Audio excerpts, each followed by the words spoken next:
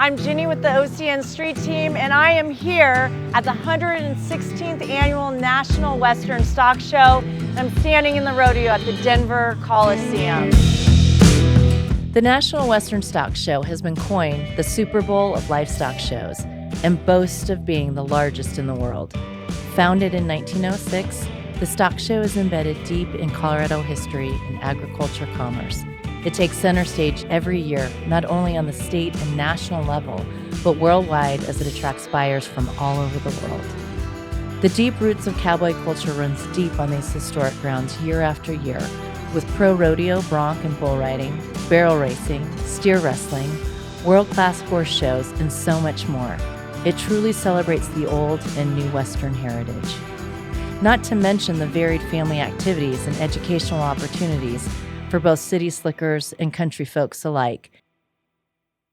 I'm here at the Coors Art exhibit, and I'm here with Rose. Rose, can you tell us a little bit about what you do here? Well, yeah. I am Rose Frederick. I'm the curator of the Coors Show. This is my 26th show, by the way. A lot of fun. The show has grown tremendously. And you have some beautiful artwork over the years, what you've collected. Tell us about the featured artist this year. Every year we select a featured artist. This year it's David Griffin, and we collect a piece from that artist. And what was it about Griffin's painting that really resonated with you? Why it was ultimately picked for this year? His work this year is really looking at the landscape in such a deep way. It's not like, oh, look, there's something beautiful, I'm going to paint that. He's actually looking at it for harmony and for the science of what's happening. One of his paintings is a reaction to the scientific finding that clouds have sounds when they pass each other.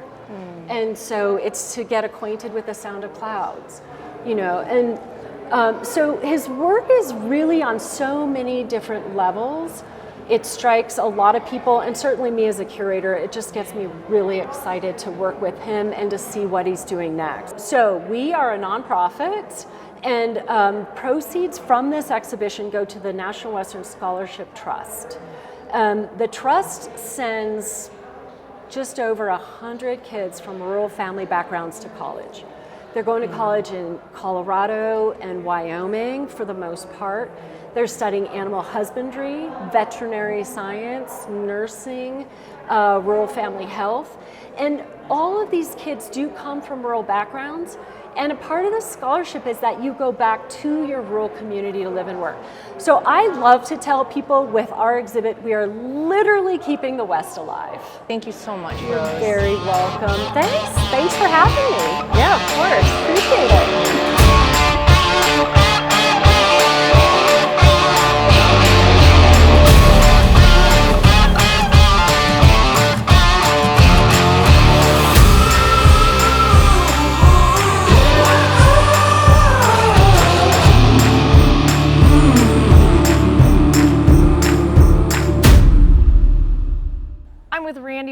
And we are at the National Western Stock Show. He's with Survey Championship Rodeo, and we are in the back pins. Randy, tell us a little bit about what you do here. Okay, I'm a pickup man, and that entails, like during the rodeo, during the horse riding events, after 8 seconds, you know, the guys that ride in and pick the guys up off the horses, set them down, and then get the bucking horses out of the arena, you know, safely. In October of 2005, it was at a college rodeo.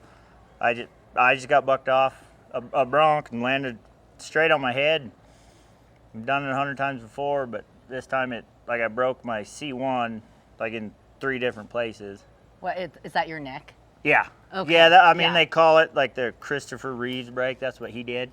Okay, and so that's pretty significant. Like his, right? Yeah, when his broke, like it broke in and it severed his spinal cord, and that's why he got paralyzed. But when mine broke, it broke out. It broke out and it fell down. Wow. And I mean, it hurt, but it didn't hurt that bad. Like I walked out of the arena and kind of stumbled around, I guess, you know. And I didn't ride bucking horses anymore. Like the doctors, they didn't really know. They didn't really understand what it was, what riding bucking horses meant. And the whole 6 months, they're like, oh yeah, you'll be able to go back to it. You'll be all right. You'll be all right. And then like my last visit with them, the head guys, he was like, well, I did some research, and he's like, and there's no way in hell that you can go back to doing that. Right. And I said, oh, okay. I've been told that during this time at an upcoming rodeo, they're going to be featuring you, Randy, and just really highlighting cowboy spirit, cowboy tough, Yeah, I cowboy guess. strong. Yeah, apparently. When you hear those words, how does that make you feel? I don't know. It didn't seem like that big of a deal, I guess, at the time.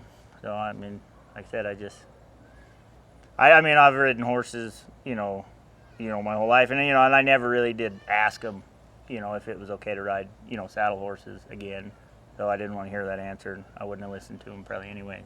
I think that's probably cowboy tough. So, I mean, I think that's the grit they're talking about. I mean, I've had all sorts of injuries my whole life. These are just part of doing all of this. You get, it just comes with the territory. Well, thank you so much for your time. Yep, you bet. Thank you. It's Thank so you. nice to meet you, Randy.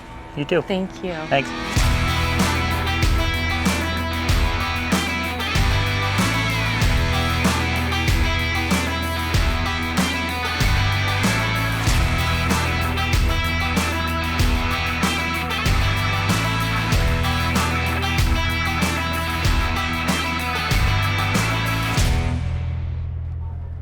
Hey, thanks for joining me at the National Western Stock Show. I'll see you back here next year.